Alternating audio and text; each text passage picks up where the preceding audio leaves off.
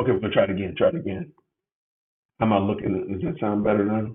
Let me know. Thank you so much to the mods. As you see, I am remote, and I don't know if I can be heard. Let me know.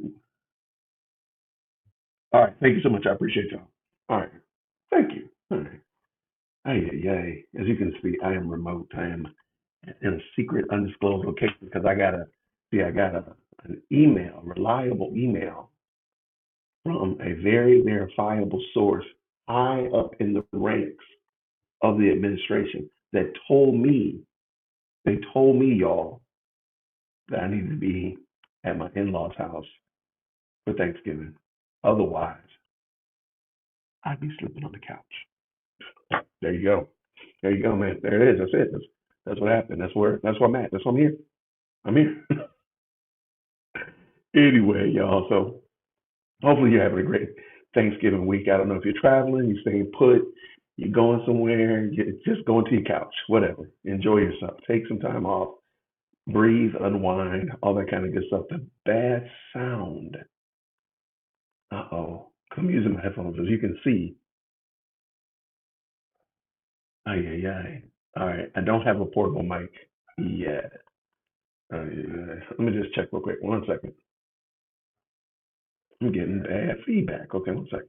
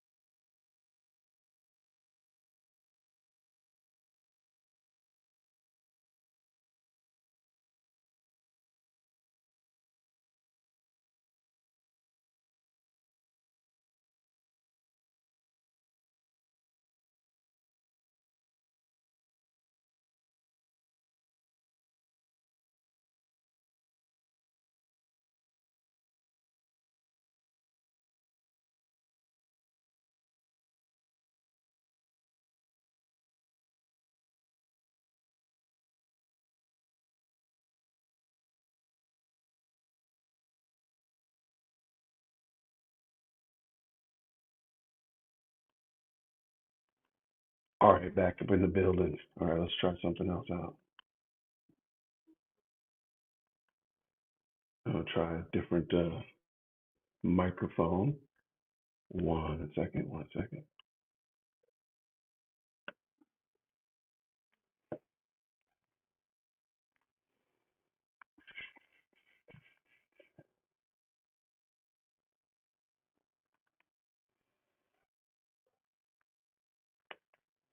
All right, I don't think I have another microphone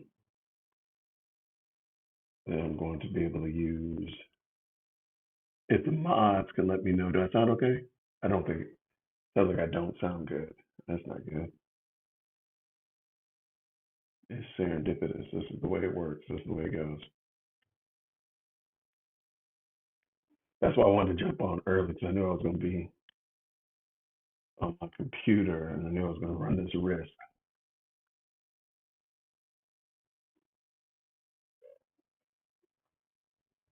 All right, let's see. I might have a alternative. Let me see real quick.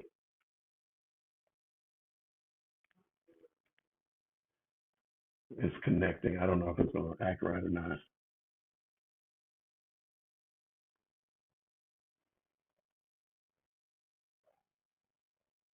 I have a lot of windows open over here. This is craziness.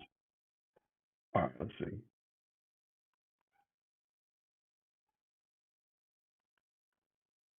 Mm-mm-mm.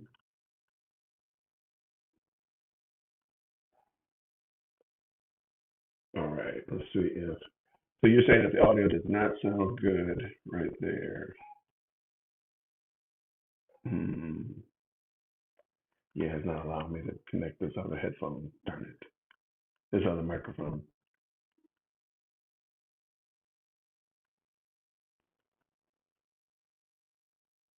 I don't know, man. I miss the Israeli checks, yo. I miss my Israeli checks. What in the world? All right, let's see real quick. Mm-mm.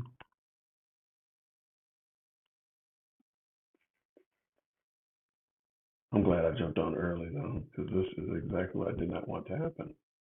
All right, let's get this screen right.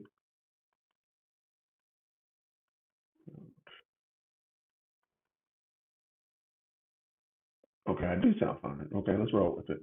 We gotta roll with it today. Sorry about that, y'all. All right, we got chicks on the right. I'm gonna bring them in and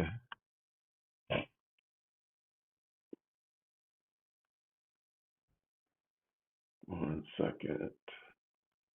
Yeah, I am not a remote. My hat's off to all remote podcasters who go out on the field and go out on the normal studio. I cannot do it. I am terrible at it because I just never do it. And I'm trying to get it together. And clearly, I'm not doing a great job today. So, but I'm glad I jumped on early. So I wanted to see if I was going to have any problems. And lo and behold, I had some problems. All right, let's see. Appreciate y'all. Thank you so much for hopping in. Let me make sure my screen share is set correctly.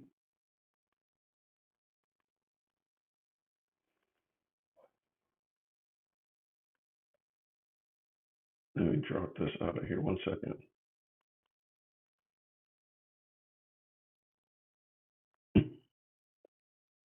No, I don't have my maroon shirt on. I put it on black so it wouldn't. I was incognito today. I didn't want to see where I was.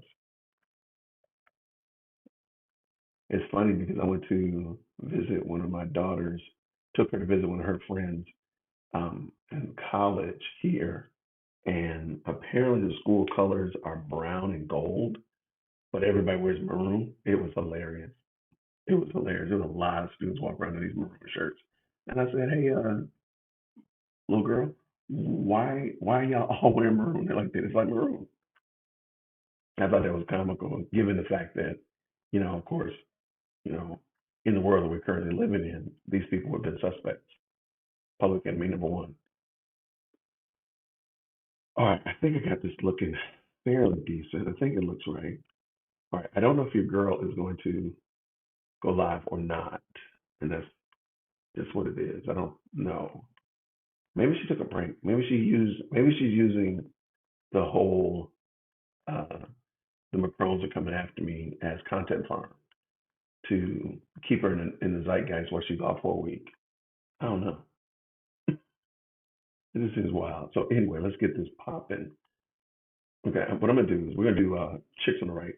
They had a pretty good summary of the weekend's hijinks and shenanigans, and we'll use that as our jump off point. I don't see your girl coming on at the moment, so I'll just keep my eyes out for her. But I gotta jump back over here and just delete the screen.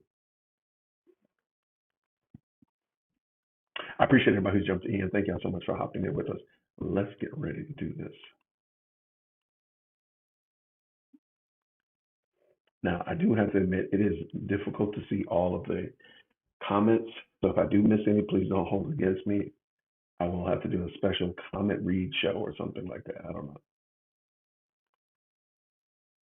Comment reading episode is crazy, Jason. All right, let's see. We got this popping. All right.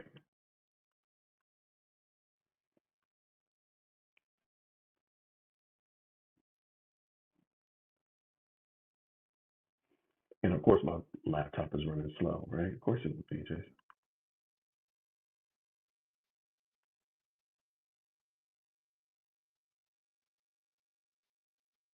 Really? They were asking PDP to talk about that?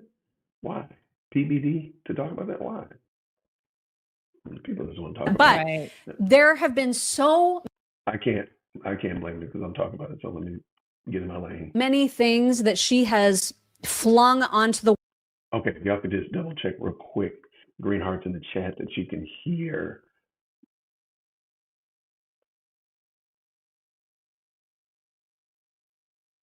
All right, and they shouldn't. Oh, PBD did not mention it. Shout out to them. Okay, let's go ahead and look at the chicks on the right. Let's see what they got to talk about today. Let's go. Oh, green hearts in the chat when you can hear. Wall to implicate people closest to Charlie in his murder, that it is absolutely it's reached just insane levels. One of the things that she put out there was this whole idea that Rob McCoy, Pastor McCoy, whose son is Mikey, he told the story like 72 hours after Charlie's death. He told the story about how Mikey had called him immediately after Charlie was shot, immediately after he called Erica, obviously, saying there was blood everywhere, and his dad, in the heat of the moment and all the crazy, thought that that meant he was covered with blood, that his own son, Mikey, was covered with blood. And that was not the case.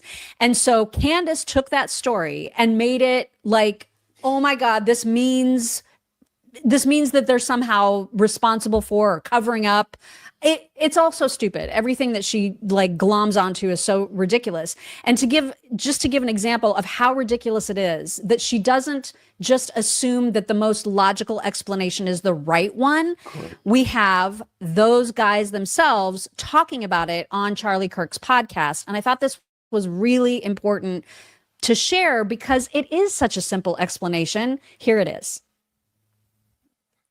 Great question from Rain, and it's kind of largely about the conspiracy theories, and and I think Blake, you said it well. It's like we have to give space for people to grieve. There is a trial coming up.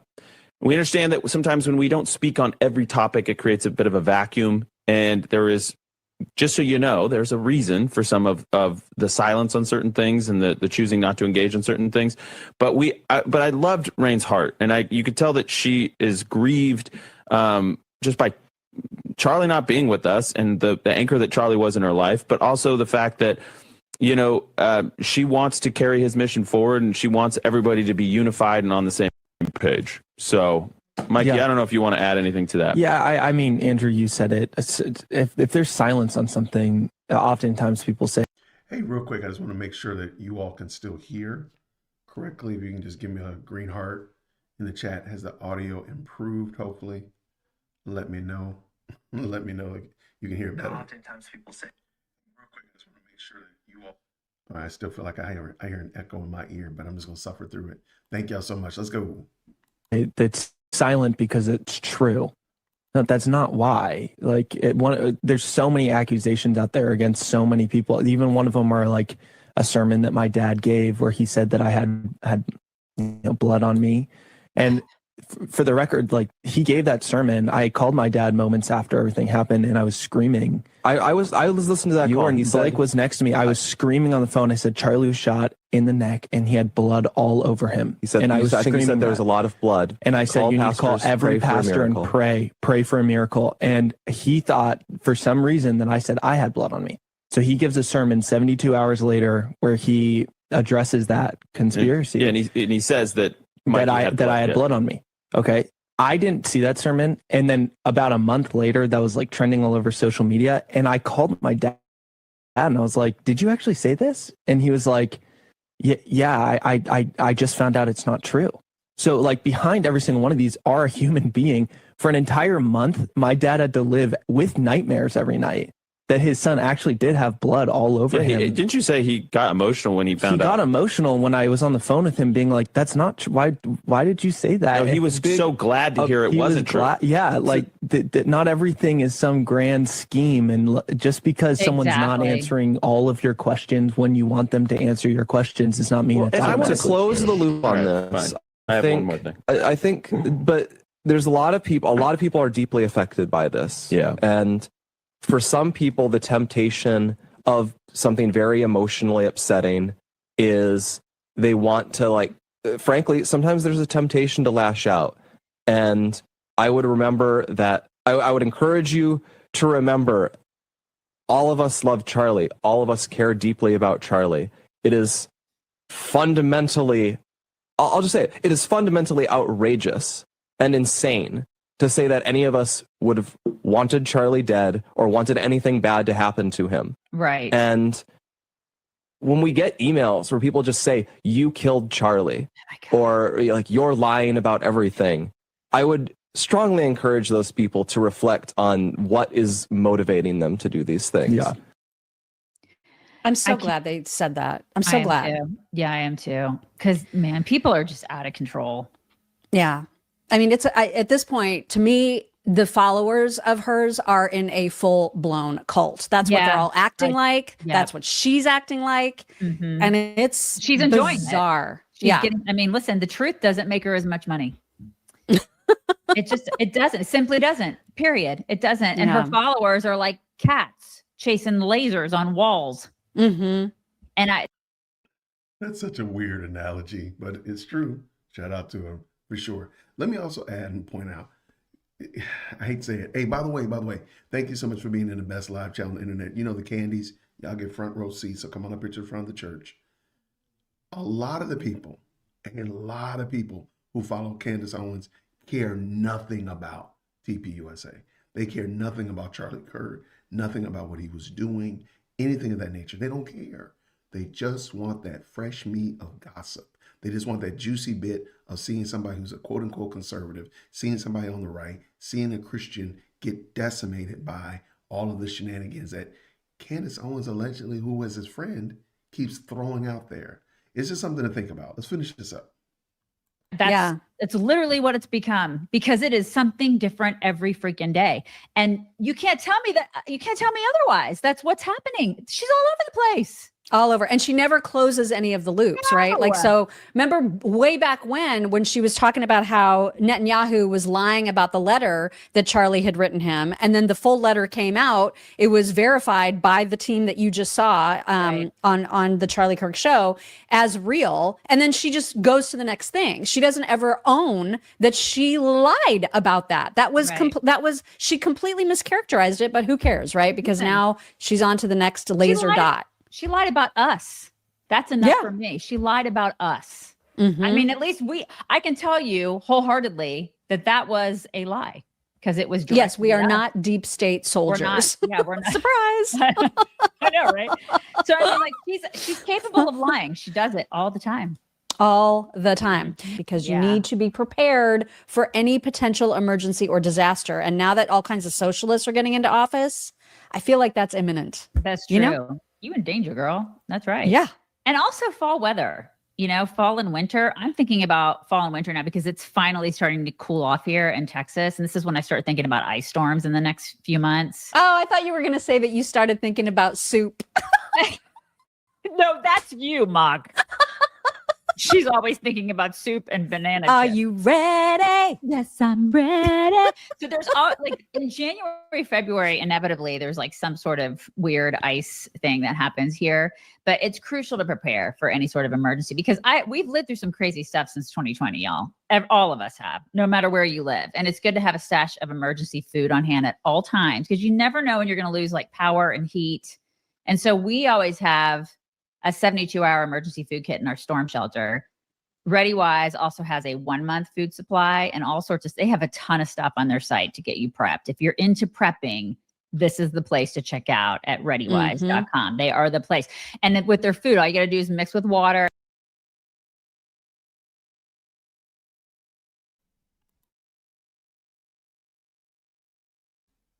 Sorry about that, y'all. It is super hard to speed past their commercial breaks for Chicks on the Right. So I apologize about that. So we're just going to learn today about food preparedness and all that kind of good jazz, because it's hard for you. Emergency food supply today, and get all the other stuff too. Okay. And it's also great for Christmas presents. This is cool stuff, right? ReadyWise.com for 10% off, code Chicks10. Do it. Now, I don't know if her latest, the latest threat on her life is a lie. I would not be surprised if a whole bunch of people would like to have, if it would be threatening her life at this point, because she is so awful. I don't want her. I don't want anything bad to happen to her. But the things that she's saying now they sound kind of crazy. Yeah. So if you could read her initial tweet about this new threat, here it is. urgent. 2 days ago, Why I is was she reading contacted that? by a high-ranking employee of the French government after determining this person's position and proximity to the French couple. I have deemed the information they gave me to be credible enough to share publicly in the event that something happens. In short, this person claims that the Macrons have executed upon and paid for my assassination. Yes, you read that correctly. More specifically, that the green light was given to a small team and national Gendarmerie intervention group. I am told there is one Israeli that is on this assassination squad. course and the there plans were is. Of formalized. course. Again, this person provided concrete proof that they are well placed. Let me jump in real quick. I just want to say something. Remember the email, the infamous email with the 920 building in it, right? Remember, she said that she had that for weeks and she spent weeks verifying it only to be proven false and that it was wrong, right? And she spent weeks on it. This email, she allegedly had 2 days and she did all of this legwork. And this is far more important, let me just say. She did far more important. So why should we believe if you did weeks of research on that 920 building story and it still came out false and we think you got punked, why are we to believe that you got this email 48 hours ago and you didn't also get punked? Just something to think about. Like, it's not working well for her. Her track record is not good. Within the French government apparatus. Further to this point, this person claims that Charlie Kirk's assassin trained with the French Legion 13th Brigade with multi-state involvement. Journalist Javier Poussard's life is also at risk. This is deadly serious. The head of state of France apparently wants us both dead and has authorized professional units to carry this out. I ask that every person retweet and share this. I do not know who in the American government can be trusted since this source claims our leaders are aware, but I have more specific information which is definitively verifiable should they care to reach out to me. To the brave official in France who did this because they were so moved by the evil of Charlie's public execution to risk their own life, may God bless you. Truly, let all be revealed. So wait. So the French Foreign Legion folks were Jewish, and did they all come equipped like with the Jewish space lasers with the bees? I'm just curious. I don't know if I don't know. I don't know. Well, we just know of one Israeli that's involved. But now France is wanting her dead. Did the Macrons have a personal beehive? I'm just curious. I have so many questions. So many. Well, like, just think about this. There are so many complexities to this that I just want you to think about it. Let's can we get full screen, Jason? There we go, full screen. Just think about it. If the Macrons are embroiled in a lawsuit against her and they put a hit out against her, they were running the risk of actually winning that lawsuit. So why would they forfeit the lawsuit, winning it, to delete her and now become criminals? But let's just say that they weren't going to win the case. Why would they not have already gone ahead and done this before? Why are they waiting till now? Instead of even suing her, why didn't they call John Wick before then? Why didn't they call Jason Bourne before then? Why are they waiting till now when all the eyes are on them? Everybody sees a lawsuit, and now they're going to do that? That doesn't make sense. But let me ask you another question. This is just the questions that come up. Why? What are they supposed to, if we can trust nobody in the government, what are we supposed to do with this information? Who are we going to take it to? Fine, we'll give it to you. But what's that do? Nobody's going to do anything. You told us that every one of the alphabet groups in the government are compromised. The French are compromised. The Egyptians are compromised.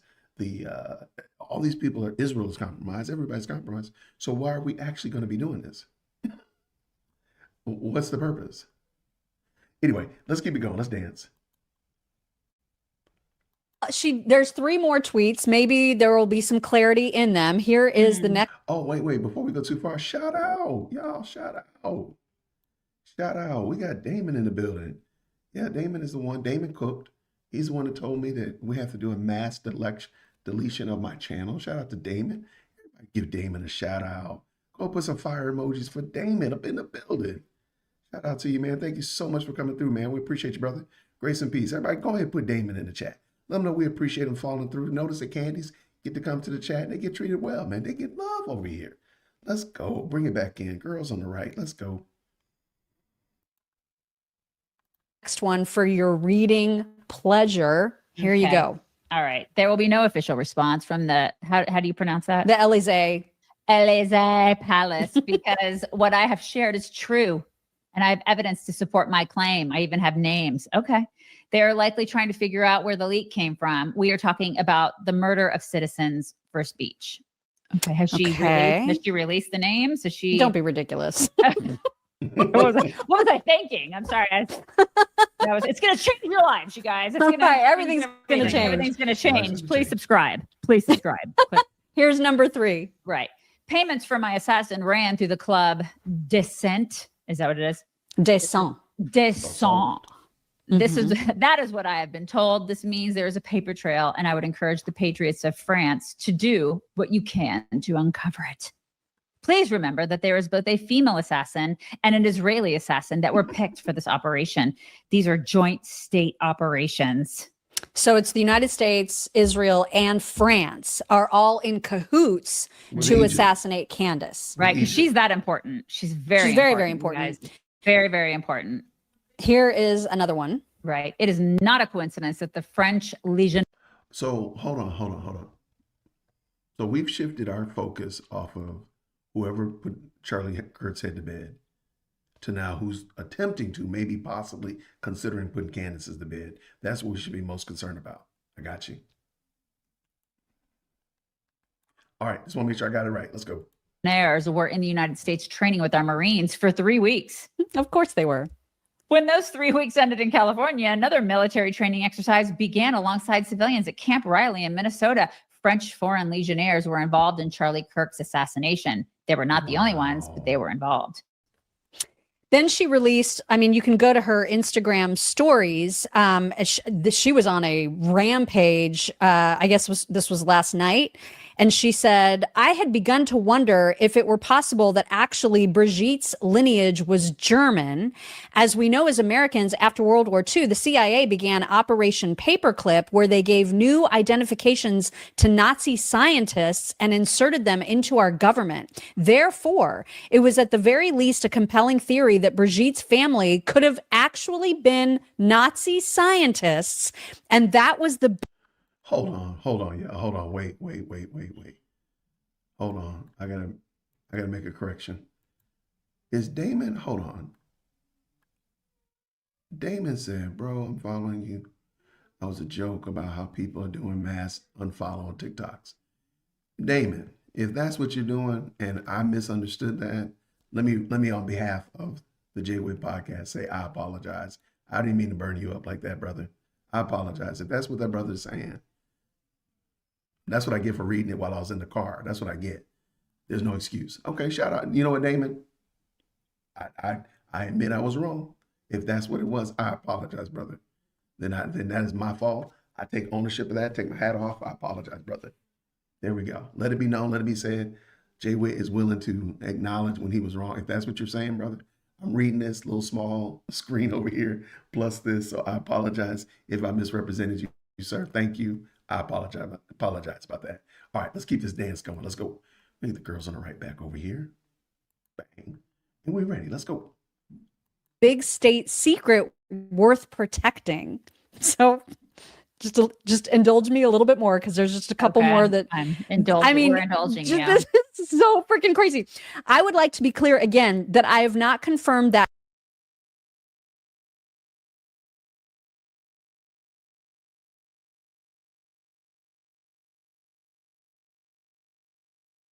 tip, but Brigitte having a connection to Israel somehow would make sense given the protection he is afforded and the extraordinary lengths taken to guard something so obvious like her true gender. They seem willing to kill over the secret, which signifies to me that her true lineage is from a powerful family. Israel is the only nation that I feel has the pull to demand that Trump call me. It is also the nation that would have had Sergio Gore call me and Charlie Kirk. Anyway, wanted to share all of that publicly because with the French and Israeli assassination information, I am realizing that the story of Brigitte Macron, which I stumbled upon quite innocently, is about a lot more than a trans woman who groomed Emmanuel Macron. Wow. The batshittery, not the Wow. if you just take the time to think about it, just think about it. Following Candace's logic, anything is possible. Is that fair? Green hearts in the chat. If pretty much following Candace, pretty much anything is fair game. Is that fair? Because I mean, I was talking to a content creator this afternoon, and we said, you know what? We should literally just make a show where we just throw out theories. I saw that. I saw that too, Captain Jack. Oh, we should do a show where we just literally throw out theories. Because I have a theory that is, again, we need to bring back Alfred Hitchcock because we need him in our lives. Somebody put croissants in here. Y'all are wild. Y'all are wild. But just the idea, like you're literally just throwing something out there. You just said, it came to me, what if? No facts, no evidence. Like this is a microphone stand in my hand. Not, I'm thinking about a microphone stand. Like there's nothing concrete. You're literally just throwing it out there. Like you're just throwing something out there just to say whatever. And this is a great question. Mr. B says, what about George? Like, where's George? How's George getting away with? he can none of this. George has not stepped into the chat at all. That's some wild work. Let's finish this up. Girls on the right, chicks on the right, please forgive me. They're almost done. But I just thought like we could do a show literally just making up theories. And they have the same veracity. She literally went all the way back to the 60s to bring it all the way back to 2025 when Charlie Kirk was killed. So 65 years roughly. It is a 65 years in the making. That is crazy work. Let's get done. I just can't. Okay. Anyway, that's what's going on with Candace right now. Yeah. So just wanted to make everyone aware. The guy that is known as Older Millennial on all socials, you guys will recognize him right away. He responded to, I know, I do too. Mm-hmm. He responded to all of this from Candace as follows. Guys, look, we are watching a full-on mental breakdown in real time. So Candace Owens now says not only is the French government looking to assassinate her, but they're the ones who assassinated Charlie. Oh, and of course, she made sure to throw in an Israeli. So she claims that the French government has authorized the NGIG to assassinate her. And of course, there's one Israeli that's part of the assassination squad. Because what's a Candace Owens conspiracy theory without a Jew? Right. But guys, like, can somebody get her some help? Like, where's her husband? Where is he? So missing. Where is he? I mean, if you and I were out here spewing a bunch of stuff like that every day, I feel like at least one of our husbands would be like, "You okay? Are you okay? Are you all right? You all right? Come here. You all right?" I mean, I know, it's so bizarre. I think Greg would go first. And then Brian would slip in there and be like, yeah, they'd talk together and they'd be like, what the hell is going on? What is going on with those two? I know it is. Listen, maybe France and Israel are. I got what y'all are saying. Locks and croissants is crazy work, y'all. Whoever said that, you are out of control. You are absolutely out of control. I just figured out what y'all were saying. You all are crazy. I love it. All right, chicks on the right. We're almost finished. In cahoots with the Trump administration to have her offed. I don't know, but I just think it all sounds absolutely insane. And if you are following along and you're buying into it, then I don't know where the bees fit, but the Jew bees are probably somehow involved in that too. And lasers. Right. Lasers. Right. And a very bloody Mikey McCoy. He's also involved. So all over the place. This is some wild work. This is some wild work. Okay. And like I said, I think I'm going to do a show where we just literally throw out theories. We just throw out hypotheses and just see what happens. Because it makes no sense. Like, how does her saying that she got an email from a known French person and with no evidence, she's not even giving you the email, she's not giving you their name or anything of that nature. The person's not coming out saying, I'm the French person that said this. Why does that get more veracity than if I just make up a theory right here out of whole cloth? Like, what about that? What about that? Huh?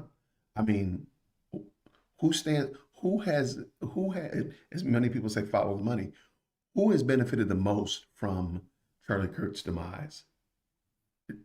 I mean, categorically, I think you cannot say if it's not the first, it's definitely the second best, and that's Candace. I don't know who's benefited more. Tell me somebody who's benefited more tangibly than Candace Owens as it relates to Charlie Kirk's demise. I mean, remember, she was busy talking about some MK Ultra summer camp when Charlie Kirk passed away. And from there, look where she is now, where she's getting international death threats from the international spy network, the high table, and put a marker out on her. I can't think of anybody else. Like, who else has benefited more? So why is the idea that Candace did it or had him deleted not as viable as all this other stuff? The Egyptian planes and the bees and the 12 Israeli phones that were at UVU. Why is that more? Which, by the way, she never told us how she knows that there were 12 phones at UVU. And I looked it up. UVU is a pretty nice sized campus. The fact that they only had 12 Israeli phones at the campus is actually kind of interesting. Like, don't you have more international students than that? Why is that normal? I mean, why is that abnormal? Please forgive me. So, but back to my point. Why is any one of her theories, and this is for the Candies, so the Candies, I need you to come on up here to the front of the church. Why is anything like that? Why is her claims more viable, more tangible than anything else? Because I have some theories that I could throw out, and here's one I'm going to throw out for you. Consider this. I need editor Jason to insert some Twilight Zone music or insert some Alfred Hitchcock music. I really miss Alfred Hitchcock. I really do. Okay, think about it like this. George Farmer marries this woman, and let's just say George Farmer is really in love with Candace. He really loves Candace, but he realizes that Candace, his wife, is infatuated. She is lost to Charlie Kirk. She really, because I think we all can agree, she has some kind of affection toward Charlie Kirk. And her husband's like, what about me? What about me? And all she does is, thinking about Charlie, talking about Charlie, talking about Charlie. And so he's like, look, I'm giving you these kids. You got this wonderful family. You got this great lifestyle. And all she's talking about is Charlie, Charlie, Charlie. And so he says, man, his love and affection toward her shifted. And what if his love and affection toward her actually became hatred toward his wife and said, I got one better for you. I'm going to put him away and watch you go into madness trying to, and go into, so George Farmer had Charlie Kirk deleted. And because his wife was infatuated with Charlie Kirk, she was in love with Charlie Kirk and she would not let it go. And he's like, look, you got a whole husband. Okay, fine. You don't want me. You can't have him either. And he deleted her. He has the money. He has the opportunities. He has the means. Why couldn't he? And he could probably spin this crazy story that we're hearing with all this other foolishness. Why is that not viable? Why is George Farmer not a possible one? We could talk for 2 days about why she got fired from TPUSA, Daily Wire, and PragerU. I think that's a good question. Notice that she can't stay at a job more than 2.5 years. Don't tell nobody. But hey, that's my Twilight Zone question. Is it possible that her husband, or is it possible that her own husband is the one who did this because she would not let it go? She just kept glomming on Charlie, Charlie, Charlie. The world revolves around Charlie. He's like, what about me? I'm your husband. I got one better for you. We're going to put his head to bed. And he deleted him. Now, of course, you would say, I'm sure you're probably saying, Jason, that's crazy. That doesn't make any sense. Well, then, why I've given you just as much proof as Candace has given for any of her theories. Name a theory that she's had that she's giving you more proof than what I just did. At least I told you I'm making it up. At least I'm telling you. At least. And now, since we already determined Candace has benefited the most from Charlie Kirk's passing, why is it that she didn't delete him? Like, okay, let's take George off the table at all. The whole story about George, let's put it up to the side.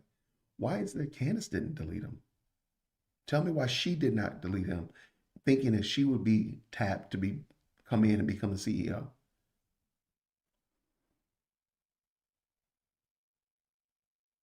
But like, tell me why.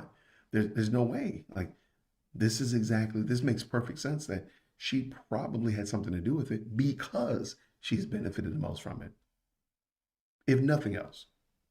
But again, I'm just gonna ask the question. But that's just a theory. I just threw it out there. I don't think that it really happened like that. I think we know who really did kill Charlie Kirk, and we know why he killed Charlie Kirk. But notice, Candace could very well be. This is not a crazy idea. Maybe the FBI should look at it. Maybe the Secret Service and Homeland Security and Utah Police Department needs to look into it. Maybe Candace actually had something to do with it because Charlie Kirk refuted her. I mean, not refuted her, but requited her advances. He was not going to, he was married to Erica. He was not going to leave Erica for her or anything of that nature. So therefore, she had him deleted. Tell me, I mean, again, what evidence have I given? How much more evidence do I need to give you than Candace has given you? You've seen no emails. You haven't seen a text message. You haven't heard a call from somebody saying that this happened, this, that, and the third, except these from her tip line. But let's just be honest about her tip line. It's very possible her tip line has been clowning her from the beginning. From the very beginning. I have a theory that I really like this one, though. I really want to take the time and unpack it. I got a couple people helping me find the clips, but I want to look at her tips from the moment she came back when Charlie Kirk was killed. If you look at the clip, if you just go back and if you want to kind of beat me to the punch, there's something interesting about the tips and comments that she was getting immediately following Charlie Kirk's deletion all the way up to today. They are very, very interesting. So I'm working on a theory about that, but I think her tip line has been the real MVP of this whole thing because really, truly, I think the tip line has been driving this whole, the tip line has been driving this narrative. And I'll just throw it out here like this. The tip line is the ones that have thrown her bones that have carried her in certain directions. The military commentary that she gives comes from a tip. And so once the tip line says it out there, throws it out there, that's when she starts running after it. Or she throws out something else, she runs after that. So again, I have a theory. And again, I think this one actually is viable. I think her tip line is her biggest op. People say, Jason, you hate Candace. No, I think her tip line hates her. Even, I don't hate Candace. I pray for Candace. I think her tip line hates her way more than anybody else could because they are playing her. Her tip line has been playing her from the beginning. And that's my assessment. Now, sure, there are definitely people in her tip line that want the best for Candace, that believe in Candace, blah, blah, blah, blah, blah, blah. But there's a lot of tips in there that are just, I'm sorry, she seems to find them. And if you listen, a lot of her tips are, if you just listen to them objectively and say, why is that?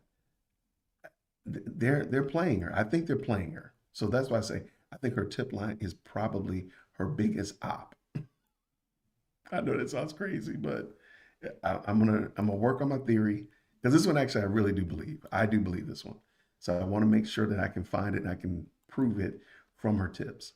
But the thing about George Farmer, I mean, it sounds like an Alfred Hitchcock movie, man. Truth be told, the thing about her deleting them because she's angry. I mean, is it possible?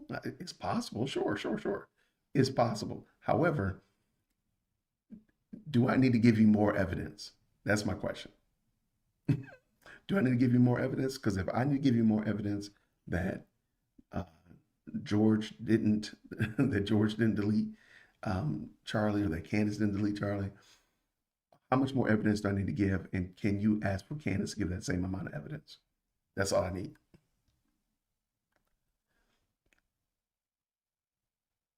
Oh man. I don't think she has a show today. I'm looking on her chat, not on her chat. I'm looking on her channel. I don't see one starting. So I do have another video I do want to talk about then real quick. And we won't be super long. As you can see, I'm in a non-disclosed bunker because, I got a call. And by the way, shout out to the best live chat on the internet. There's 600 and some odd, almost 660 of y'all in here. And just letting you know that I did get an email this weekend, and it was from a high-ranking member of the administration, and they told me that I needed to be in my in-laws' house, so I was going to sleep on the couch. So therefore, I'm in a non-disclosed secret bunker outside of my normal haunt, at least till Friday. So, pray for your boy, because that's the email I got. That's the phone call I got. I had to be here. So that's it. So that's it. I'm in a non-disclosed bunker. It's a pretty nice bunker. I like it. Nice Christmas tree right there. Shout out to my in-laws. I love them. You don't know, but you know? Absolutely. I don't know, but I know. Georgia's not off the table when it comes to her madness and not stopping it. I mean, that is kind of interesting. Why is her husband not telling her to stop? Even if she's right, even if she's dead on the money, why would he not say, hold on, wait. They're threatening my wife. Maybe my wife needs to calm down a little bit. Now, here we go. Again, just throwing out a theory real quick while I'm pulling them out of the video. Why is it that she was able this weekend to capture the whole trending on Instagram and on Twitter and so forth, and then is not on today? Did that not intrigue you at all? Does it not seem like she might have done that just to remain relevant while she was not on this week? Just something to think about. Just something to think about. Like, why go out there and scorch the earth and say, oh, they're trying to have me deleted, which is crazy word. Like, they're trying to have you deleted, and you just throw it out there again and know that people are going to think that, or rather be expecting evidence. They're going to want some kind of proof. Like, where's this? How do we know this actually happened? Especially now that we've seen so many instances where we don't know that it really did happen. Why would she do that on Friday and then just hop and not be here? That's just wild work. I mean, on Saturday and then not be here. Is it because she just wanted to garner some attention over the weekend? Just something to think about. Now, Tim, what did Tim say? Y'all want to check out Tim Pool? Tim Pool roasted her. Let's see what Tim had to say. Hold on, because I didn't see this one. Somebody sent this to me. Shout out to the best live chat on the internet. Tim Pool had something to say about Candace. So let's bring that in. Make sure we have it ready. All right, let's bring this in. And if she's not in, then we're going to go ahead and I think we're ready to go here. Green Hearts. I don't know how she does it, but boy, does Candace Owens get a lot. All right, let's bring this in, Jason. Let's go. All right, let's go. A lot of attention. It could just be that she says things that sound absolutely insane, but I would warn all of you. While certainly she has said things that people think are absolutely insane, she's brought the receipts on many of these claims, and even journalist Yashar Ali, a more liberal guy, is warning people over these latest statements. Candace tends to set people up. So she's going to say something that sounds nuts, then wait. You guys will come out and be like, she must be crazy. That way she can come out and say, aha. It's one of the strategies she employs, either intentionally or otherwise, but it works. And I think she knows what she's doing. You don't get to have a show as big as hers or be as successful as her on accident. The people that argue that Trump is a moron, morons. I don't get it. They're like, oh, these rich people are so dumb. Elon, he's so dumb. No, they're not. They're clearly better at making predictions than you. My view of Candace is that I'm willing to bet she sits down, they go over the stuff they have meticulously, and then instead of just releasing all of it, she says, let's release this. Then all of the naysayers and all of the people who hate me are going to come out and make claims. Then we drop part 2, which proves them all wrong. More important than this story is I'm talking about her claim. Recently, she said a tipster gave her an address. It turns out this address that according to the tipster is where the government is deploying vehicles and there's like planes flying around. It's her own lawyer's address. It's the address of her law firm that represents her. And everyone's roasting her right now. But as I pointed out, Yashar Ali is telling everybody, you best be careful because she's bringing the receipts. There very well may be government agencies working out of the same building as her lawyer.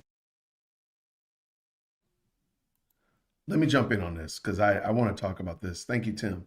I appreciate Tim for that, and thank you so much. Did I just miss it? Thank you so much, Patricia, for the $5 super. She says this. She won't be on today because she made up some lies. Made up some. I can't say it. And she won't be able to get out of it. Hopefully, she would be on the next live. You know what? I hope that she just goes in and chill out. Just stop. Okay, here's something I want you to think about as it relates to the Candace's narrative. Candace is a very, and thank you again for that very kind $5 super. If you, again, go back to the beginning of the Charlie Kirk saga, Candace transitions about every 2 weeks. She moves into a different speed, a different gear, whatever you want to say, a different conspiracy, whatever, right? We started out with the Tyler Robinson didn't do it, and we were chasing after the valves. That's when the bees came in, all that kind of stuff, like the communist bee farm, all that kind of stuff like that. Then we transitioned and we started following after the Egyptian planes. Please remember that the Egyptian plane narrative, the military plane narrative, came from her tip line. That's why I say her tip line is her biggest op. But let's continue. And then she went from the planes to now, she was chasing after the planes for about 2 weeks or so, kind of stalled out a little bit. And then she got this great email that kind of carried it forward, which was the 920 email. So if you just follow like every 2 weeks or so, she kind of shifts gears. Okay, here's my theory. Just throw it out there again. I do think that she's making all this up. So my theory from my bias is that she's lying. She's making this up. Now, the reason I say that is because I don't think she ever intended to get caught in the 920 building lie. I think she wanted to keep that 920 building, the secret organizations, the government is working together, going for another 2 weeks. And then going into the Christmas holiday, or getting ready after Thanksgiving, going to the Christmas holiday season, then she was going to drop yet another shenanigans and end the year with they're trying to delete me. So this got somehow or another, by hook or crook, by God's providence, the light was shined on that 920 email and completely messed up what she was going to do. Totally messed it up. And now she had to move forward with the whole they're trying to delete me scenario. And now, because I believe, if I'm not mistaken, and somebody can correct me, the judge is going to make a decision about her Macron case dismissal is supposed to be next week. And y'all can please double check me, make sure I'm right. So she intended for that case to be dismissed because she's betting on a star that the Macron case would be dismissed. And from there, she's going to be like, now they're trying to delete me. See, that's where it was going to go because they lost the quote unquote defamation case in the United States. And now they're trying to delete me. But because the 920 email and the 920 building story imploded, pun intended, imploded so quickly, she had to move forward on that plan and move that now because it doesn't make sense that the Macrons would delete her when the cases are dismissed. Like why would we delete her? We're about to win this case. If it goes to court, we're going to win. Or I mean, like what are we doing here? So I think that's what happened. That's my theory. I don't have any proof, but neither does Candace. I can say that somebody in high ranking in the military sent me that email and told me all this, and then there we go. And you'd have to say that I was wrong. But how could you prove I was wrong? Just like you can't prove that Candace is wrong, right? There we go. So we got both of them are valid then. So I really don't think she intended for the 920. I think the 920 building story, that rug pull, messed her up, and she was really thrown off. And if you watch Friday's show, you can tell she was off her game on Friday. She was totally off her game. And so there, all the other stuff, everything else, the Israeli training with the French, they're doing a little potluck with the Germans, a little pond hopping with Egypt, all that kind of stuff really just imploded because she didn't expect that 920 story to fall apart like it did. That's what I think happened. That's my theory. Let's go. Back to Tim Pool. Shout out to Tim Pool and the most electrifying live chat on the internet. Hit that like button. Let's go. That being said, I still have a lot to comment on in that capacity. And the first story, of course, is it's from Mediaite. Psychiatric breakdown. Candace Owens brutally mocked over bat-ish claim the Macrons and one Israeli are trying to kill her. Do they actually have the clip here? They don't, but everyone's just calling her nuts. All right, let's see. Let's see why. Candace Owens spent the weekend being brutally mocked over her latest conspiratorial claim. In a barn burner of a tweet fired up Sunday, Owens wrote the following. All right, let's pull the tweet up and read it right from her account. Oh boy, this is a doozy. Next time, I'll just plug this into a voice AI. Notice that, again, like I said earlier, allegedly the 920 email came to her weeks before, and she spent weeks, quote unquote, vetting and checking and making sure that the 920 email was legitimate. But this email, she got this 48 hours ago and she had to upload it. Okay. All right. Okay. Even when you had the 920 email and there's some key pieces of information in there that completely decimates your story, dare I even say makes you look like a Fed, makes like your attorneys look like a Fed, or so on and so forth, you want to skip over that. But this email we're going to run with. Okay, got you. Of Candace Owens, so she can say it herself. I'm kidding. 2 days ago, I was contacted by a high-ranking employee of the French government. After determining the person's position in proximity to the French couple, I have deemed the information they gave me to be credible enough to share publicly in the event that something happens. In short, this person claims the Macrons have executed upon and paid for my assassination. Yes, you heard that correctly. More specifically, that the green light was given to a small team of National Gendarmerie Intervention Group.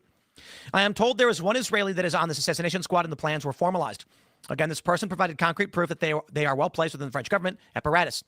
Further to this point, this person claims that Charlie Kirk's assassin trained with the French Legion's 13th Brigade with multi-state involvement. Journalist Xavier Poussard's life is also at risk. This is deadly serious. The head of the state of France apparently wants us both dead and has authorized professional units to carry this out. I ask that every person retweet and share this. I do not know who in the American government can be trusted, since this source claims our leaders are aware, but I have more specific information which is definitely verifiable should they care to reach out to me. To the brave official in France who did this because they were so moved by the evil of Charlie's public execution to risk their own life, may God bless you truly. Let all be revealed. 38.4 million views. Again, that's my question. Like, why are you asking people to retweet this instead of giving information so that we can call the officials? Like, it would make sense, even if you thought they're shady. Like, if you gave out the information, like, here is the email, this person has to be willing to put him or herself out there on the line. If they can't do that, then why are you running with this? That's some crazy work. Thank you so much again, Avengers Assemble, for the $5 super. Says this, happy Thanksgiving, Jason Whitaker family and the J Whit peeps. Grace and peace. Grace and peace to you as well, sir. Thank you so much. Let's see how Tim wraps this up. Let's go. 96,000 retweets, and I am so done. I have to do this. I have to do this. I'm going to reveal the truth. There is an assassination plot against me. This is not a joke. Indeed. I have been informed by numerous security professionals, and I ask everyone, share this video, because I might die. That's technically true, but the person trying to kill me is, as far as we know, just a bunch of random wackos on the internet sending us death threats. I don't have any information to implicate any government in wanting me dead. Although I have to imagine any government that wants to kill Candace or anybody else, terrifyingly, it's not that hard. So MIA says, what Candace just revealed is a full-scale 9/11 level emergency for her personal safety. This is a full-blown assassination threat, and anyone with a beating heart should understand she needs maximum protection and prayers. Okay, I guess, I don't know, maybe, whatever. What a weird world we live in. She responded, MIA saying, exactly 1 year before they murdered Charlie, they tried to murder me. Americans are being assassinated on American soil, and agencies in our government are aware we have lost this country. All right. Well, listen, a lot of people are roasting her. I just need to point out the U.S. government has assassinated tons of people. Governments kill people all the time. I don't know why people think it's actually that crazy that somebody would a government would want to kill Candace Owens. I mean, she called Bridget Macron a man. This is my only question. I agree with that point, and you're right, Tim. Governments do nasty things like that. Nobody's disagreeing with that. But they've already had the opportunity to. They could have done that. Why now? Why would you delete your biggest op when you're about to win the court case, or at least put them in a trick bag of they're going to have to go to court? Why do that now? Like, why? You could have done that when they first started, instead of even bringing the lawsuit in play at all. Why don't you just go ahead and put their head to bed? Because by doing this, you bring the attention to yourself. If you had put her head to bed before you sued her, people wouldn't have known. They would have been like, "Oh, okay, Candace just had a heart attack, just fell asleep at the wheel. There you go. Just decided to swim with some concrete flippers on. You know what I'm saying? But no, you wait till everybody's eyes are on you, and now you go ahead. Okay, see, that's what I'm saying. It doesn't make sense. It doesn't make sense. Now, am I saying that is it beyond the pale of possibility? Absolutely not. Absolutely not. Any government could, any bad actor could, but you know what? Also it could have been a gay, transgender, furry, radicalized young man that killed Charlie Kirk. Yeah, it could have been. It could still be somebody on the left that thinks that Candace represents the right, which I don't think anybody really obviously does, right? But why is that less of a option than just anything else? Like, for real? Like, really? France is really that upset about it? Really? That they're going to put her head to bed? And they didn't already do it? They could have already done it. And this story is so elaborate. They got how many different governments? We got Egypt, Israel, Germany's catching strays, France, the US, who else? At least five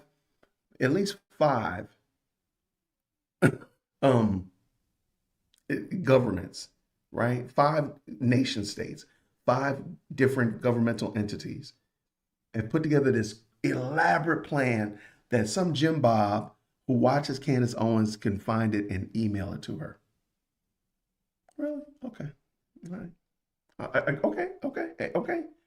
Or just maybe she completely made it up.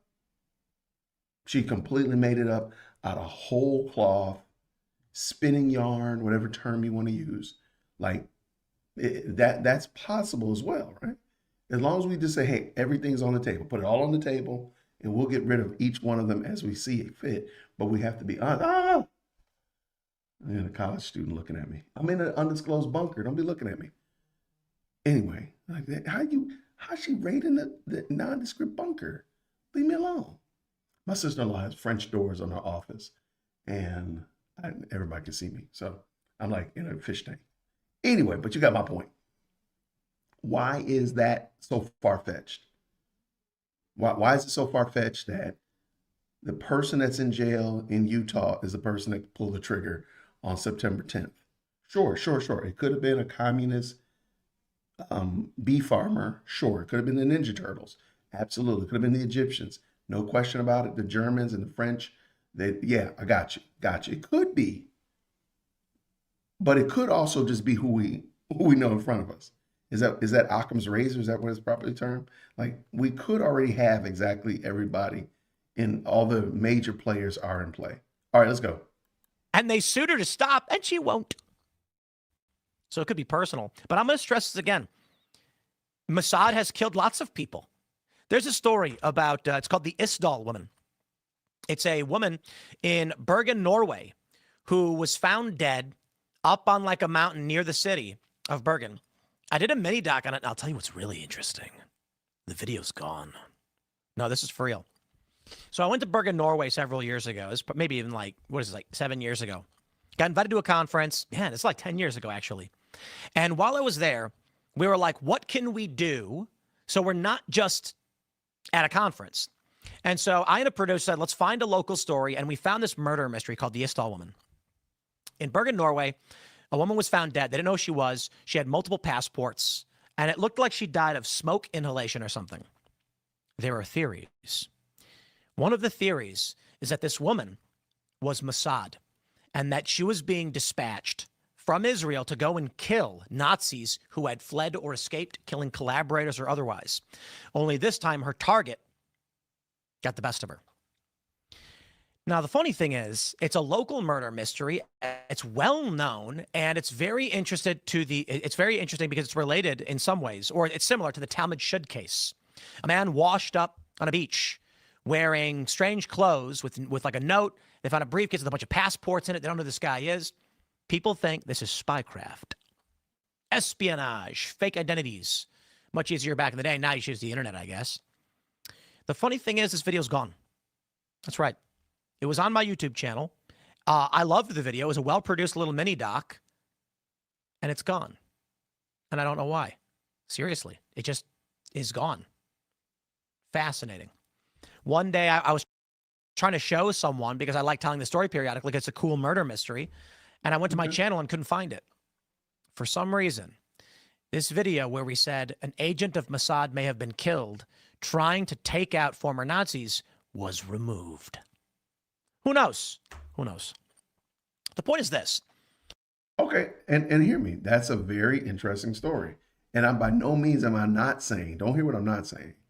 I am not saying that there's no possibility at all that a foreign actor would not take out an American anywhere. No lie at all. No lie at all. I totally believe that happens. This is my only question, though. Why would Israel want to have taken out one of its biggest supporters? Even most people have to be convinced that Charlie wasn't supporting Israel. He was changing his position on Israel. That wasn't known. So why would they want to delete him if it wasn't known that he was changing his position? Let's just say his position was changing 100%. He was doing a 180 on him, right? Most people didn't even know that, but let's tell the truth. Most people didn't even know who Charlie Kirk was. Shh, don't say that out loud. I'm just saying, like, he wasn't everybody's universe. So therein is that little nugget of problem there. But let's go back. So why would they put their biggest supporters head to bed and leave Candace there? That's what you got to make sense to me. Make that make sense. Candace has been saying all kinds of reckless stuff about Israel. So why would they leave her, but they would take Charlie Kirk out? Help me make that make sense. But let's just say they're doing all the nasty, gnarly stuff that we're saying. Okay, all that. Then why is Candace still floating around here? Why is Tucker Carlson still floating around here? Nick Fuentes, Sneeko, Myron Gaines, all of them are here, but Charlie Kirk isn't. Okay. It makes, okay. I get, okay. I'm just saying. Shout out to the 854 y'all in the best live channel on the internet. I'm just saying. Why does she get to stay? Why do they get to stay, but Charlie Kirk doesn't? Now, or could it be crazy thought that it was a gay, transgender, furry, radicalized leftist that put Charlie Kirk's head to bed? Just saying. Let's go. These stories very much exist. And I don't know why anyone would be like, this is lacking credibility. Dude, there are a lot of reasons people would want to kill Candace Owens. Listen, when you roast her because you think she says crazy things, but she's saying it to a massive audience with one of the biggest podcasts in the world, that is a threat to those who are trying to control narratives and those who have no problem killing. So you know what they do? Car accident. That, you know, for someone like Candace, it wouldn't be a mugging, too obvious. Car accidents, really, nothing you can do about it. People get into car accidents all the time. Now, the challenge, of course, is, you know, how lethal is it going to be? Plane crashes? Does she fly? The point is this. There's this great video from a security video talking about if somebody wants to break in, they're going to. It's only a matter of time. You can put 50 locks on your bike. The only issue is how badly does someone want your bike? That's it. Because if they want it, they're getting it, no matter how many locks you put on it. If somebody wants Candace Owens dead, this tweet is not going to do anything. She is being mocked because of it, and that's probably making it worse for her. If something happens now, I tell you this. The strategy here would be to make Candace Owens seem crazy so that if she does lose her life in some way, you tie it to what people are going to argue to be paranoia. That is to say, and I say this only because I think what she's saying should be taken seriously. I don't know if Israel and France really want to kill her, but there are a lot of people that. So let me push back. Let me push back. I don't think you should, again, I've said this before, the scriptures, God's word, the Bible teaches us, you don't take the word of just one witness. It says out of the mouth of 2 or 3 witnesses, let every word be established. The first one to give his case seems right until he is examined. We need more evidence. So I understand what Tim is saying. I don't think Tim is total wackadoodle in that regard. The problem is Tim should be asking Candace for more evidence. What is the proof of this? If it's this dire, if she's literally going to go outside and her car is going to explode, somebody done stole her bike or whatever, right? Anything of that nature, then give us all the proof right now. Give us all the proof right now. Put all the chips out there and challenge the narrative. That's it. Put all of the evidence out there. Here's everything. And let it go. And then if anything happens, then of course we already knew, like, we knew this because Jacques Cousteau had already emailed her and told her. The Pink Panther was sending her DMs saying this is what's going on, and so on and so forth. What's the inspector from Pink Panther? What's the name of the inspector or something? Mr. Magoo, whatever. But my point is this. We don't have any evidence, though, Tim. We don't know anything more than what we knew yesterday about this. Nothing. We're just taking tweets. Just taking tweets.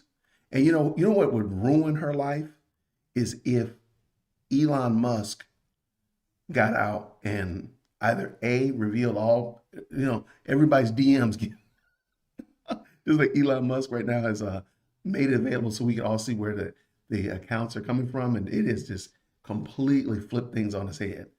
I think if Elon Musk put out there and say, hey, we're gonna put out all of Candace's DMs so y'all can see it. I know that's evasion, but you got my point. That would completely decimate the story. So that's what, Tim, I think we don't have any reason to believe it. And I'm not going to go and say, hey, it's credible, because we have nothing credible to go by. We have her word, and that's it. We got Inspector Gadget. That's so funny.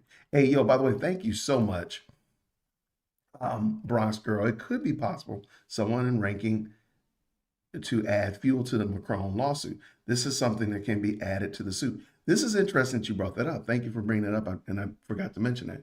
I noticed that each time the Macron case is getting closer to some kind of finality or some kind of major milestone, if you will, something happens like this. Remember with the whole amended complaint, because she was talking all reckless about the Macrons after the lawsuit, and then they waited till the last minute, and then they rolled out an amended complaint. They pushed back the time frame even more. I'm wondering, and I've just been looking, I haven't found anything yet, what is supposed to be happening now in the Macron case? Like I said, the judge is supposed to rule on the dismissal next week, I believe. If I'm mistaken, please correct me in the chat or email me. But so that would be the big, the big evidence, if you will, of what's happening next would be the decision about whether or not this case is going to be dismissed and whatever that is. So then this will derail that. So I notice that every time that happens, every time we get close to that happens. So thank you so much, Bronx Girl, for the $10 super. And thank you so much, Rich, with the 5 as well. Says this, do you think Trump was told about the Macron stuff? He was wearing a maroon scarf. I saw the maroon scarf. I don't know what that was about. I don't know what that was about. You know what? That would be funny. Trump is a troll. Trump does like to troll people. He got that Trump. He got the troll game is kind of strong with 47. I wouldn't be surprised. I don't think that's what happened. If you show me proof, if you show me evidence of Trump just trolling her, I wouldn't be surprised. That's what I'm saying. Don't send me any AI foolishness though. Wait, Josh. And Jay Lynn says this. All candy crazy aside, may you have peace and thankful hearts this Thanksgiving. Amen. Thank you so much. I appreciate it. Thank you very much for the supers. Let's get back with Tim. What's Tim saying? Tim, what you got? do. And with this post, I'd say this. Everybody coming out saying among the French assassins is at least one Jew. People are calling her bat-ish.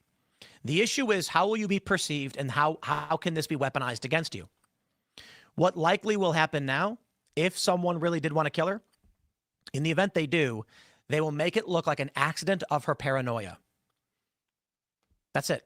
She slipped and fell down a hill running from some lady, and that lady, who could be a plant, would be like, she screamed Jew and ran, slipped, fell down a hill, and died. And then people are going to be like, yeah, because she was nuts, right? The point is, destroy your character before they destroy you. I got to push back on Tim. And again, just look at historically other people who follow the path that Candace is on. Kanye West. I mean, he had some other problems, and maybe they got him another way, but they didn't put his head to bed. Again, I listed at least 5 other people that are just as vehement, if not worse, than Candace Owens. They just don't have as big a platform, and they're still here. So I would be much more prone to say, man, something's going on with Candace, and she really needs to watch her 6. Be on the lookout, keep her head on swivel. If she gave us more evidence, if it's that important, give us all the evidence. If you don't think that the law enforcement is going to do it, post it all. Just put everything out there and let everybody see it. And then if something happens to you, we already knew. Oh, you said it was going to be this person, and this person's name is listed here, and something happened to you, and now we know. But not telling everybody and not sharing it, and then you get your head put to bed, doesn't help anybody. Because then we're just going to be like, what happened to Candace? I don't know. But if you put it out there, I think that's the best way to get it. All right, let's go. Finish this up, Jason. Now, I want to get to this other function of the story. We, of course, have this. But if you search Google for Candace posts her own lawyer's address, you get an AI overview that reads, Candace Owens posted the address of a law firm, which she mistakenly identified on her show as the location of the FBI and DEA in Wilmington field offices after being pranked. The law firm in question is located at this address. During a live broadcast of her show, Owens read an address provided by a caller she believed to be a legitimate source, claiming it was a federal building being raided by law enforcement. The mistake, the address she shared publicly was in fact the corporate headquarters of her own law firm.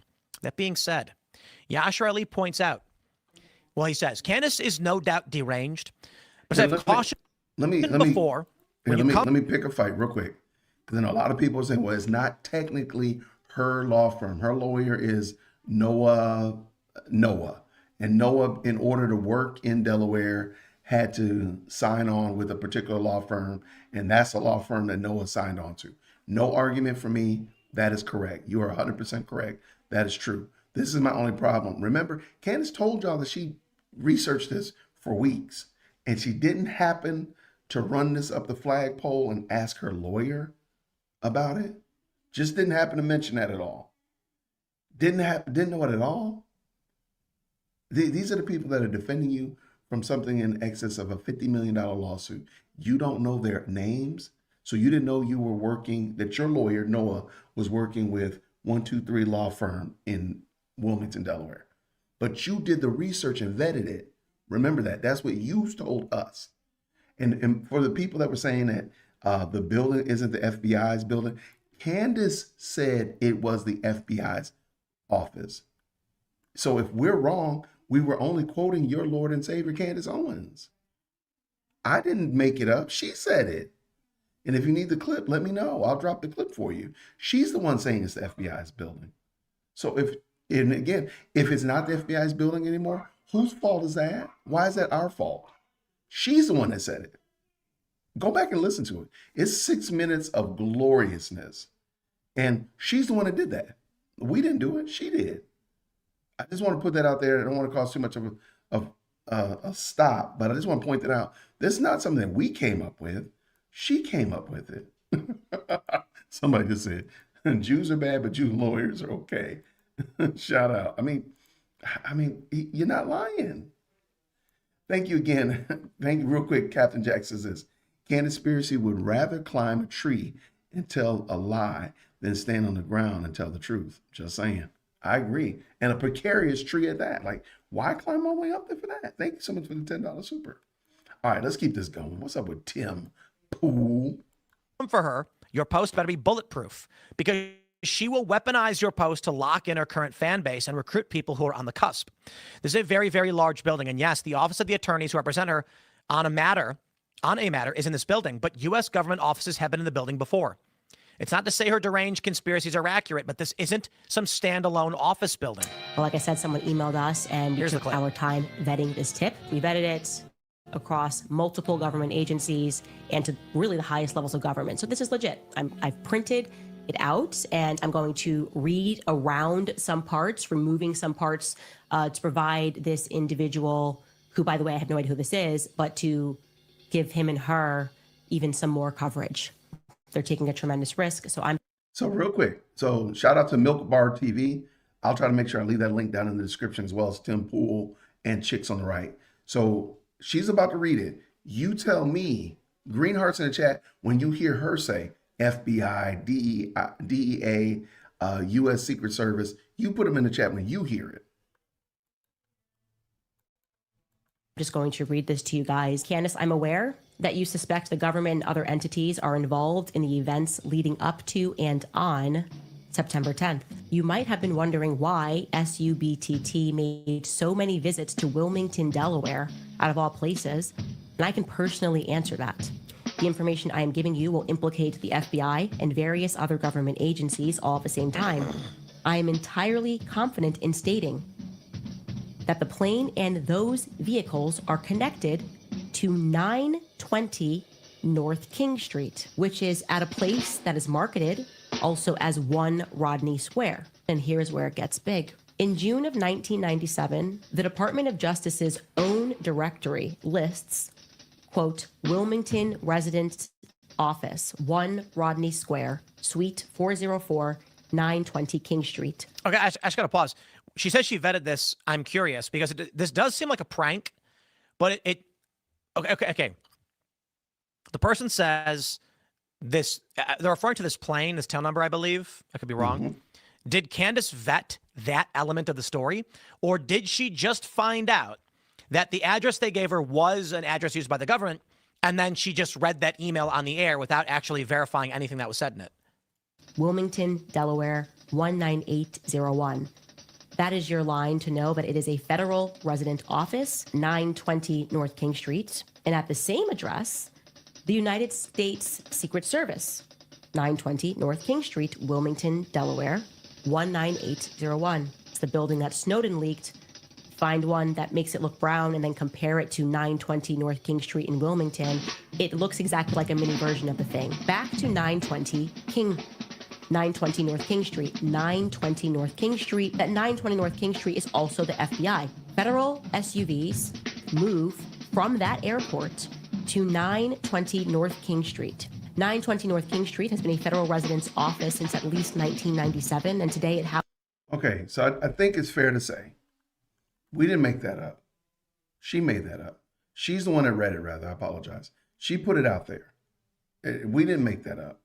And so, because I saw a lot of people saying like, hey, you're wrong, or this is even better. This is even better one. They went on Google and Yelp and the whitepages.com and searched and found the address and the listing for that building. I said, that's even worse because Candace could have done that. She could have gone to Google and Yelp and whitepages.com and did that, or yellowpages.com and did that. But she didn't. That she didn't know that that was the law firm that was representing her, even if she didn't know who was representing her. You didn't know that? Why did you not do that due diligence? You said you vetted it. That's what I'm saying. Like you said you vetted it. Let's finish this up. Houses the DEA, the FBI, and the United States Secret Service all at the same address. Wilmington is undeniably a terminal point, and the only logical reason points to 920 North King Street. I read this, checked it, verified it. She said she checked it. She said she verified it. She said, shout out to, let me real quick, let me see. Somebody told me that my name pops up in here. Let me see. all at the same address. Wilmington is undeniably a terminal point, and the only logical reason points to 920 North King Street. I read this, checked it, verified it.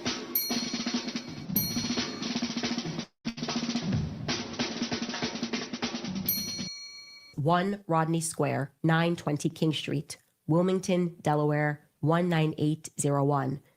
I am passing this to you because you are honest enough to see this for what it is. Okay, so there's a lot to break down, first and foremost. If Candace did vet this, it says, I, Brian E. Farnan, hereby certify in September 26, a copy of the amended complaint was served by LexisNexis file and serve on the following. And it's her lawyers. I mean, can we let's just put this head to bed right here. And I don't see Noah on there at all. I did find Noah on another lawsuit, and he was represented because Candace has sued other people. By the way, this is a fun fact you may not know, and Candace has sued other people from Delaware. So when she says that they don't have jurisdiction in Delaware, why are they being sued in Delaware? That's a whole bunch of foolishness. Look up the USA Today versus Candace Owens versus USA Today lawsuit. She sued them from Delaware because that's where her LLC is formulated in. So all that stuff is just malarkey. It's just total shenanigans and hijinks and just trying to pull a Mickey Flynn on people. So let's move on from there. But so Noah is not on this suit, but he does represent. I mean, he's representing her. But this is the law firm that's there. Why did you not do your due diligence, Candace? But let's just keep it 100. The whole story is kind of stupid. The whole story about the jets and the planes and the plane is following the other plane and this and other. That's actually kind of stupid. Like in honesty, you got us over here arguing about this and you're looking dumb doing it when we need to be talking about this over here, which is the real issue at hand. Just something to think about. Let's get done. 10 pools almost finished. Wait, but I need to pull them in. Bada boom. Bada bing. Let's go.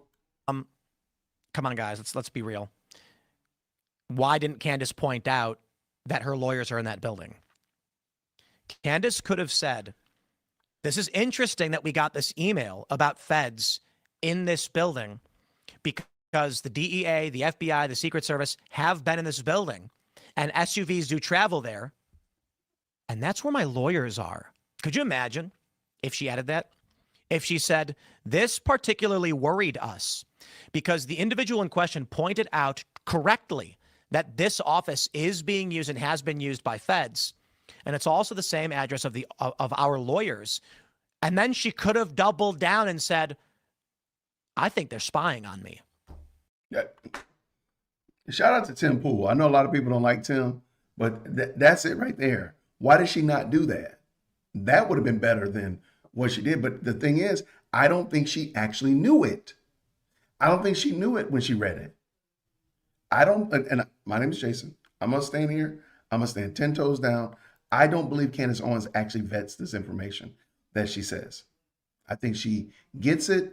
Somebody gives her some juicy bits. Like, Betsy B has given me something. Ooh, Betsy said something I really like. Oh man, how dare I challenge it? How dare, matter of fact, let me tell you the story. The whole reason I knew about the law firm in the very first place was somebody posted a comment on my video before my live stream. And I didn't like the comment. And I said, hold on. They said something to the effect of Candace Owens just read out her lawyer's address in that yesterday. And I thought they were lying. I thought they were making it up. I thought it was all wrong.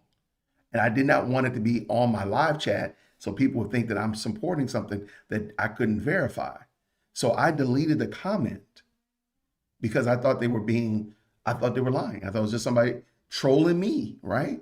So then I just did a little quick search, and I did a real quick search, and I said, I like what you said. You can tell when she realized it. I do think if you go back and watch that full video, you can kind of tell when she realizes something isn't right.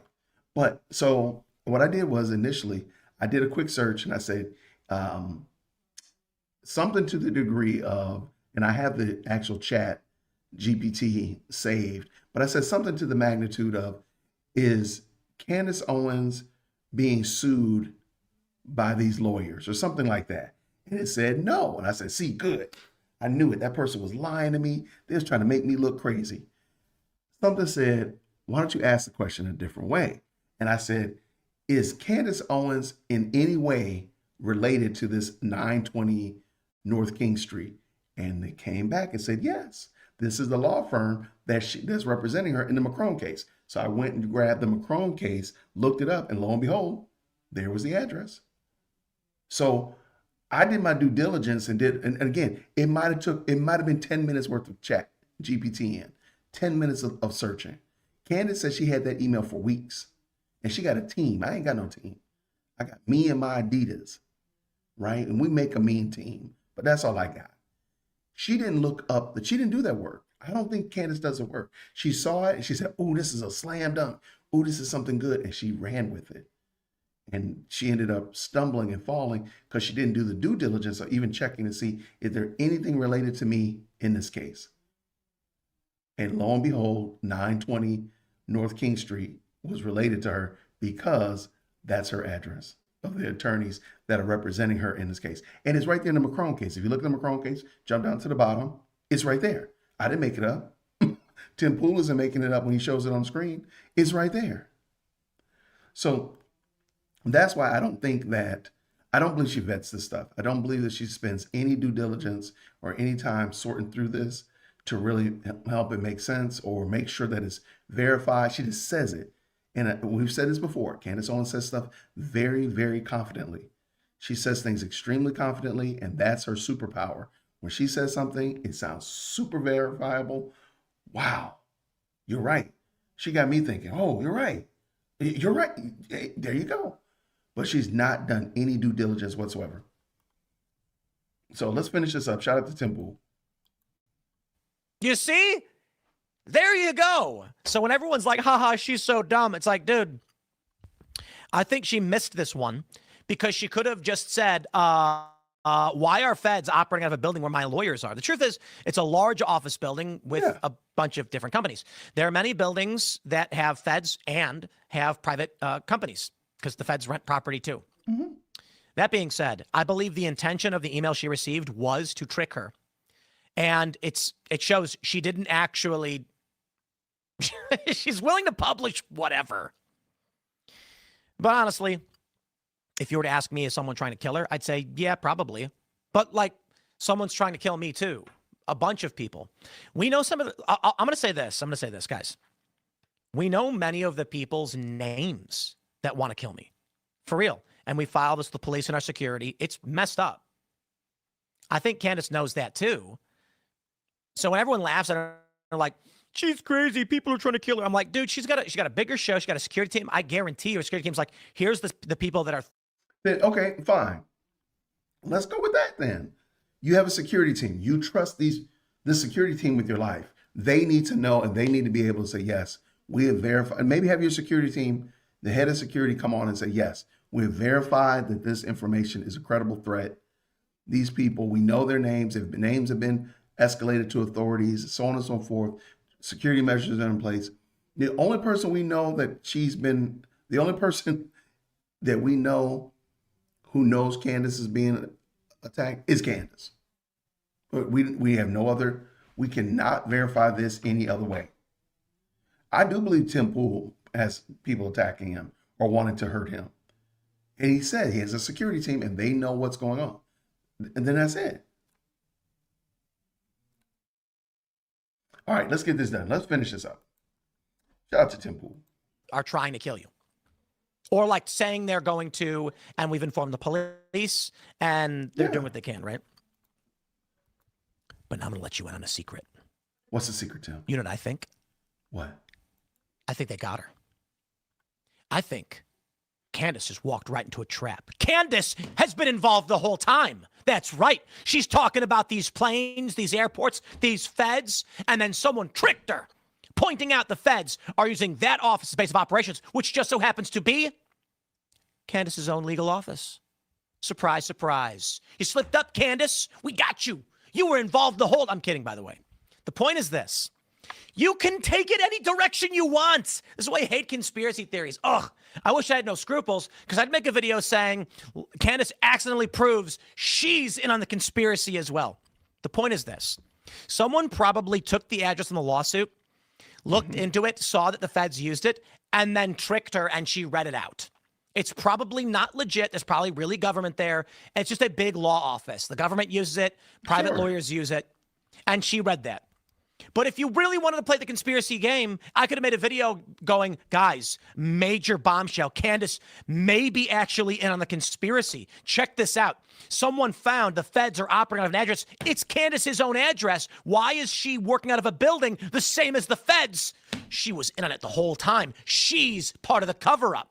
To tell people that the real assassination happened over there, when in fact, it was actually the U.S. government. You see what I mean? I don't believe any of it. I think someone just hoaxed her. Yeah. And she read it because she does these things. But this is why I don't like playing these stupid conspiracy things. So let me just wrap this all up. Candace has been right about a lot of stuff. And she's not dumb, okay? Actually, I think she's a genius. I really do mean that. Now, you might think she's acting, whatever you want to think, I'll say this. Certainly, she's doing something right to make herself particularly wealthy and famous. Me, I don't really get the motivations. Because I'm not, I want my show to succeed, of course, but I'm not the kind of person that's willing to do anything to have the #1 show.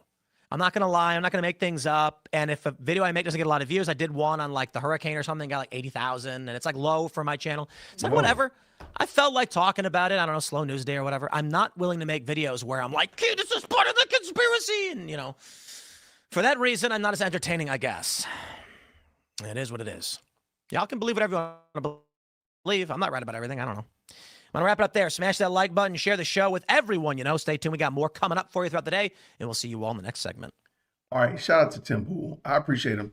And I agree with him. I don't think that we need to go out here and just be chasing conspiracies and making up stuff and tacitly lying. I don't think we need to do that.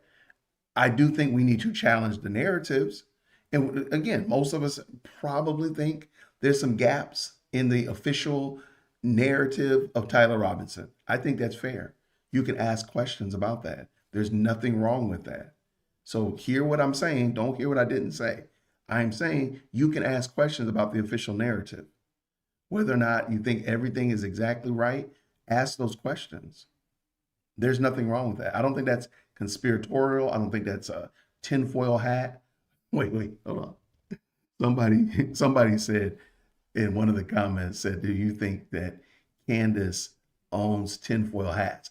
I said, can you prove to me that she doesn't have stock in tinfoil hats? Because if that's the case, then now we know what we got motivation. Now we got motivation. Let me stop. But the extra, the going off the rails and saying, hey, well, because I have these questions, now I got to go with Egyptian planes and communist bees and levers and chasing after rental car companies and stuff of that nature. That's doing the most. But if you just said, hey, I question the official narrative, I don't think that's bad. I think we should question things, because if we don't question things, we don't fully get a full understanding. And there might be some more questions that need to be asked or answers that need to be sought in that regard. If we just say, hey, I'm just going to take what you give me, but I didn't ask some more questions, maybe there might be more information that they need to extract, more information that they need to go after and seek. It's really that easy. I don't think there's anything wrong with asking more questions. So people are like, oh, you believe the official narrative. Yeah. And I think there's things that need to be, I don't know everything, but I won't know everything about the Egyptian planes. Explain to me how planes travel and follow other planes. Explain it to me. Who's the pilot? What about how do you get airline clearance to move after a plane that you're not, to follow a plane? Why are you following a plane? That doesn't make sense. If you know somebody's going to be moving from Phoenix to San Diego, why don't you just have operatives in San Diego? Why do you need to have a plane follow? So that you're never going to have all your questions answered. So let's stop treating it like you're going to ever have all the answers, because you're never going to have the answers. When Frank Turek sat down with J.W. Warren and the cold case guy, and he gave that story of 100 puzzle piece, a 100-piece puzzle, you're always going to have 3 pieces that are going to be missing. It doesn't matter. You're always going to have 3 pieces that you're always going to have some question that's not going to be answered. But the question is, given that you have 97 pieces, are you able to make a judgment based upon the 97 pieces you have? Not the 3 that you're missing, but the 97 that you do have. I think we have enough to make a right decision. Can we have some more questions? Absolutely. Can we get some more clarity? No question about that. But back to my point. So J. Warner Wallace, please forgive me. I knew when I said it, it didn't sound right, but thank you so much. So to me, that's different than saying, again, there's a cabal of French, Israeli, Egyptian, U.S., German, super spies going around killing people. I'm sorry. You just gonna have to, I need more information. I don't have the 97 pieces. I only got the 3. You got to give me a whole bunch of understanding. How do we come to believe that? And maybe it might be right still. It could be, but you got to do a whole lot to explain that to me. How'd you get, why are they putting Charlie Kirk's head to bed, but they left you? Like, explain it to me. Why were you not more important to them than Charlie Kirk? I just wanted to ask that question. So I think asking questions is not conspiratorial. When you start filling in your own narrative and making up your own story, then you get into conspiracy land, and I think that's when you fall off a cliff. That's my opinion. What do you think about it? Give me a 2 cent. Let me know.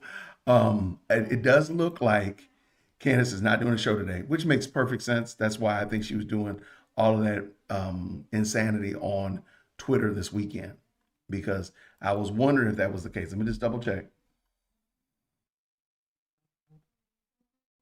I think that's why, is because she didn't have, she knew she wasn't going to be coming on. I don't know, maybe she's taking off the whole week. I don't know. But because she knew she wasn't going to come on, it's like, hey, I can get into the zeitgeist by putting out something like this.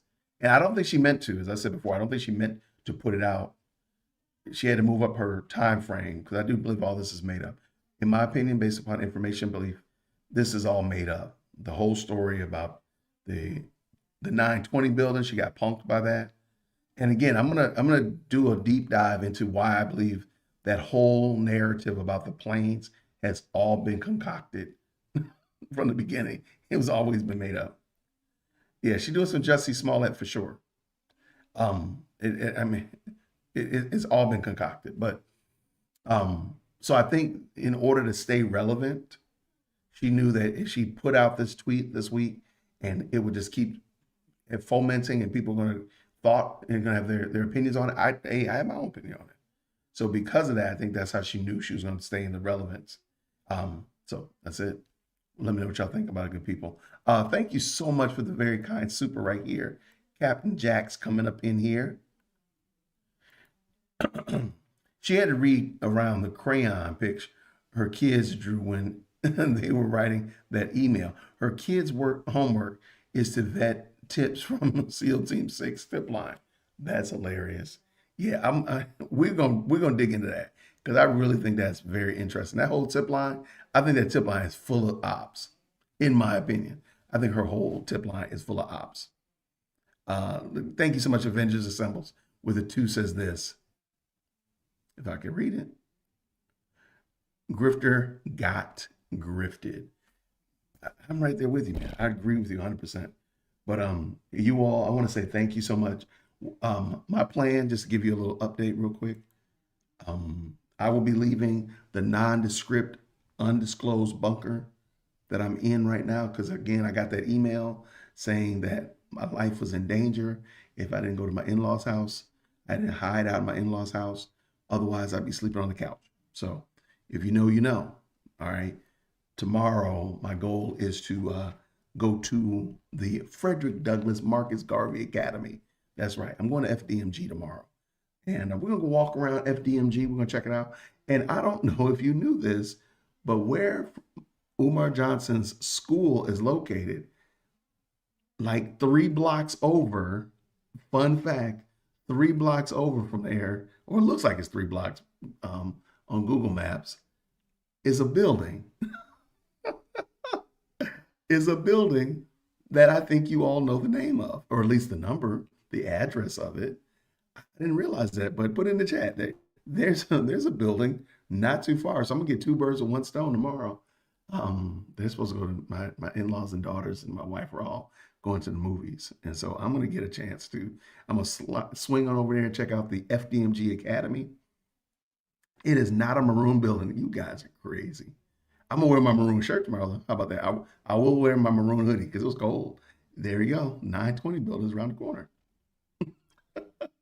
Maybe I'll go have lunch over there. What's that restaurant? There's a restaurant in there. Maybe I'll go have lunch over there tomorrow. That would be crazy. So I'm going to stream from there, and I promise the audio will be better. I know I can do better with that. So I don't think if Candace does do a live tomorrow, we'll jump back in it, of course. See, this is what I'm saying. Okay, I don't want to keep stopping, but y'all, thank you so much. Wonderful question. I apologize. This is super small. All right. Dana says this, how does this not give the Macrons another count for the defamation? She keeps doing this. Don't be surprised. Let me tell you this. Do not be surprised if there's a new amended complaint. Don't be surprised. Do not be shocked. Do not be in awe. Like, I can't believe they did that. No, there's going to be a new amended complaint. I'm sure of it. Because this right here is egregious. Like, you're saying that these people, a French president is trying to kill you. That's a whole nother game. That's more than just saying that they stole my lunch money in third grade. That's more than just saying they're big meanie pants. You are saying that these people have put together an intricate plan, and you named their names. The names must be named. You put out an intricate plan to delete you. Man, you're going to have to show that proof. And that's what I'm thinking. Like, that's why I also don't think that she's here today. I think she's meeting with her attorneys because they're like, look, what are you doing? What in the world are you doing? Because how do you get out of this now? You've just said that these people, let's just say they were going to bargain with her and they were going to settle out of court. Now look what you done did. Like, for real? Like, for real? I think her attorney said, girl, you're going to have to come on over here to the office today. Noah, you come on too. We got to talk about this. What in the heck? Because you do realize that she's going to have to show the proof that she had. You know how she likes to say, give me all that discovery. They're going to need to see that. They're going to need to see, like, what is your evidence that you said this? Because that's going to only add to the fuel. If she can't just say, well, I don't have any evidence. Ma'am, you started an international deal with no evidence. She's going to have to show evidence. And if she doesn't have it, that's going to be a problem. That's going to be a full-scale, 4K, homegrown, grass-fed problem. There's no other way around that. I mean, am I crazy? So, yeah, she's going to have to give all of that. They're going to have to see the unredacted email of this person. They're going to need to be able to verify that person. I don't think she's going to be able to do that, though. I don't think she's going to be able to do that because they're going to say that this is defamation. I don't think they can do that. Now, maybe I'm wrong. I don't think she can just say, well, I'm protecting my sources. Because then, like, just think about it. I could say, hold on. I could say that, oh my gosh, yeah, I am terrible. Okay. Based in evidence. Yeah. Based evidence base stole my bike. And my neighbor told me that base evidence stole my bike. But I'm protecting my, and let's say it's a very expensive bicycle. And it's a big international hugabaloo that Jay Witt is accusing based evidence base of stealing his bicycle. And everybody's involved in it. It's all over the news. Podcasters are talking about it. It's an international whoop-de-doo. And base is going to be like, well, man, you ain't got no proof that I stole your bike. Yeah, my neighbor told me. Well, then we need to talk to your neighbor. I'm protecting my sources. It won't work. And I think saying that the French president was trying to delete Candace Owens is exponentially more important than based evidence stealing my bike. Okay, I'm gonna put, as much as I might like my bicycle, that's her life is way more important than my bicycle, right? That's just it. And this is another great point. They still go to jail. They still go to jail. And they still go to jail for that. Well, I don't know. Technically, I don't know if she doxed her attorney because it's already on the complaint. I think the problem is what she did was she made everybody go read that complaint again. That's what she did. I don't think she doxed him as much because it was already out there in 4K. And again, I mean, I got it as a tip, my tip line, but I had to check it first. So, and Bass, by the way, man, put my bicycle back, man. Put it back in my garage and we'll let bygones be bygones, my guy.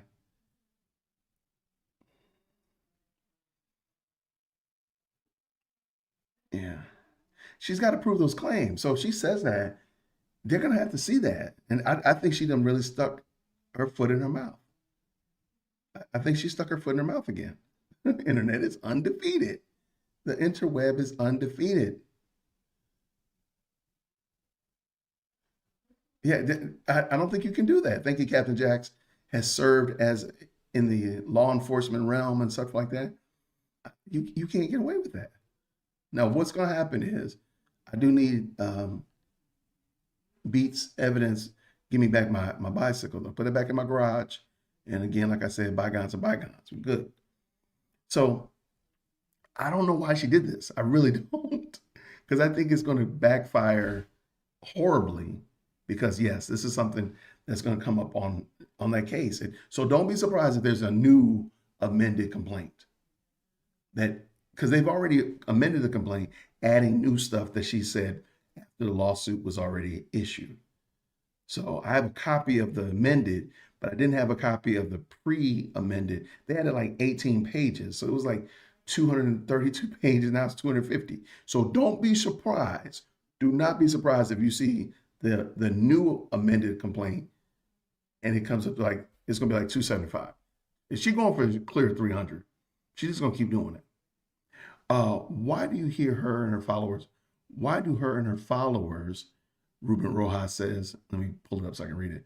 Her and her followers rely on retweets instead of authorities. That's a great question. I think people should contact Nashville PD for the welfare check. Afterwards, FOIA for the interactions with the body from the body cam. That's a good question. Oh my gosh, y'all. Oh, let me tell you something about body cams. By the way, thank you for bringing that up. I don't know. Like she's assumed and she's sullied the people's appreciation for the law enforcement. She's saying that law enforcement isn't good and blah, blah, blah. So I do think that's probably why she said retweet it. But even in that, it is like the Twitter is not the law enforcement. Like Twitter's not going to do anything more than what you or I'm going to do. Like what needs to happen is that the authorities need to be involved in this. If this is a truly an international situation where truly if you try to say the president of France is in cahoots with Germany and Egypt and Israel and the U.S. to put heads to bed, that's I mean, why would you not just put all that out? I mean, just put it all out there and let the chips fall where they are, where they may. Okay. A couple of months ago, back in May, there was a body cam video of a young woman who needed to get to work, and she drove. There was a market. There's only one way in to her complex, and it was called the Main Street Market. And they were having this market, and she was trying to get to work, and she had not moved her car, and so she was stuck. And she ended up driving down the market. And the short clip that we saw like in the news, it was pretty bad. I mean, she drove down the market. She didn't hit anybody, didn't kill anybody, but it was pretty bad. Well, they just released the body cam footage of the police arresting her. Oh my gosh. I don't know why that story was so interesting to me. I have no idea why. I have no idea. I have no idea why. I was like, this story is so wild. When I saw it, I'm like, this is the craziest story. I've been checking in the news. Like she's been in jail ever since May. Like the judge didn't even let her out. So she's been in jail since May. So we're looking at almost 6 months. And again, she didn't kill anybody. She drove maybe about a block, give or take. But it's literally little children, of course, adults and seniors and police officers. And she, oh man, it is the worst. So anyway, they just released the body cam footage of that, and it is wild. Um, and I don't know where I was going with that. Oh, I think it was talking about FOIA. So I was going to ask, does it take that long for police body cam to come up? It's been like 6 months. Like, what's the usual time of being able to get body cam? Like, if somebody, I don't know if I told you this. One day I dropped my daughter off at school, and leaving from her school, I came across a motorcyclist who had been hit by a car. And I'm telling you a true story. I'm not even being funny. Young lady, she had literally just gotten hit by a car, just got hit by the car, and I didn't know it. So people were driving past her. So I pulled over, helped her get her bike up on the side of the road. She was definitely she knew how to ride a motorcycle. She had all of her skid guard, everything like that. And she's like, hey, this guy in his blue car clipped me and knocked me over. And I'm, looking down. I could probably have seen it, whatever, but it was a long line of traffic going down this little drag. So I just said, hey, I'll stand here and talk with you until the police come. So police finally came. I called 911. The police did come, everything like that. And this is a fun fact. So initially it was a fire department. Rescue came, and she didn't need rescue. She was just upset. Her bike, apparently it was pretty damaged by her testimony. But then police came. And so police were there, and I was talking with them. I told them, I said, hey, I'm just a concerned citizen. I saw the young lady, knocked off on the bike, and I just came to help. And they said, okay. I said, if y'all need me for anything, we're good to go. Remember I told you before, I called 911. Okay.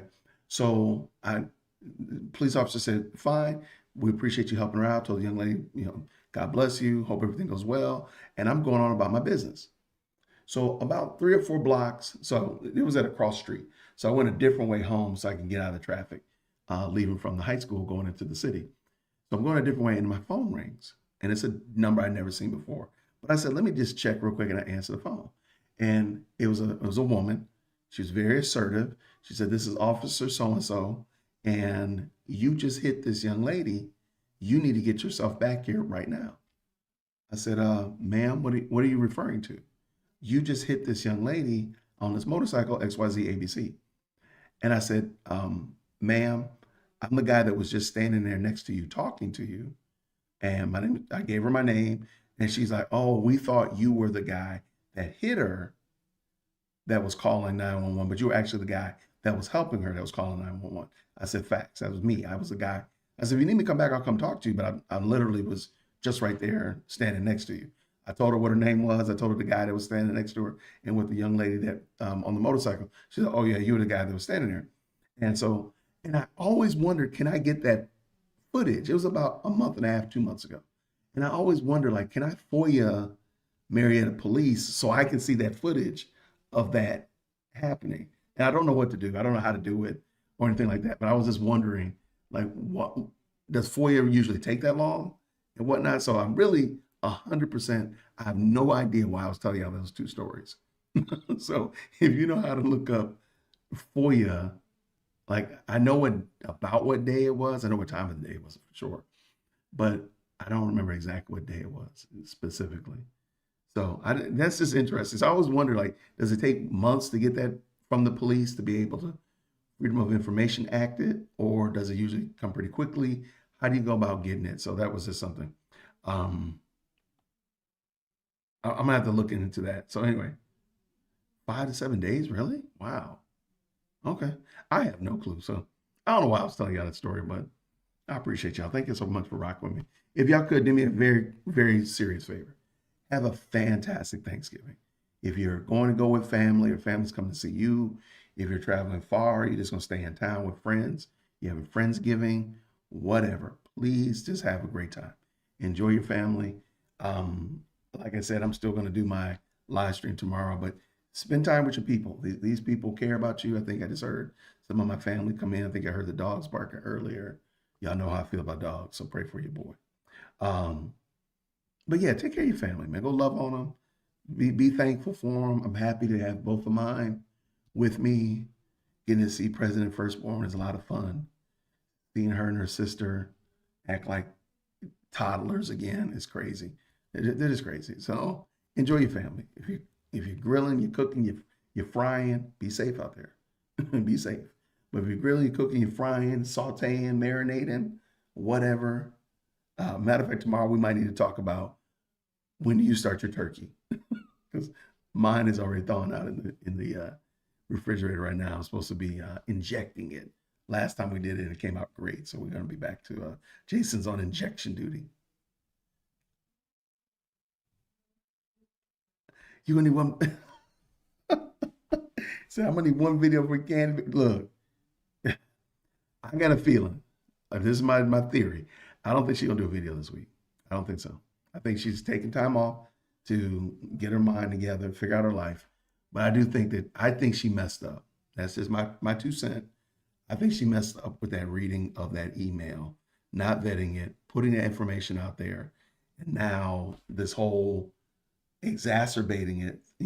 She lit a match and then she threw 40 gallons of gas on it with this whole the Macrons are trying to have me delete it, not to sue me, but they're trying to delete me. That's crazy work.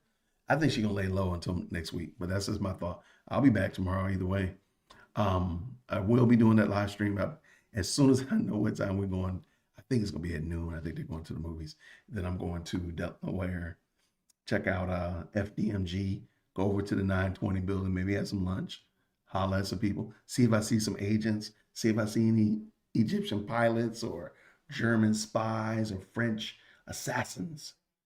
Got my John Wick coins I pass around at the high table, asking people to do some jobs for me, all that kind of stuff like that. Shout out to John Wick.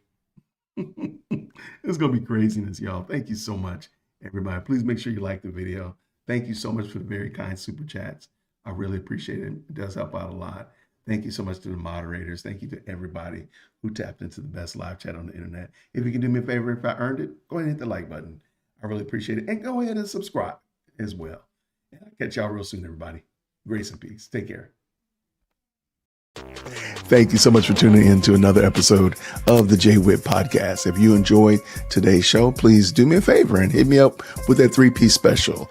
Like the video, subscribe, and of course, share it with somebody who would also enjoy this type of content. And make sure you leave a comment, because I do pin the best comments to the top. So thank you so much for tuning in today. And until next time, everybody, grace and peace.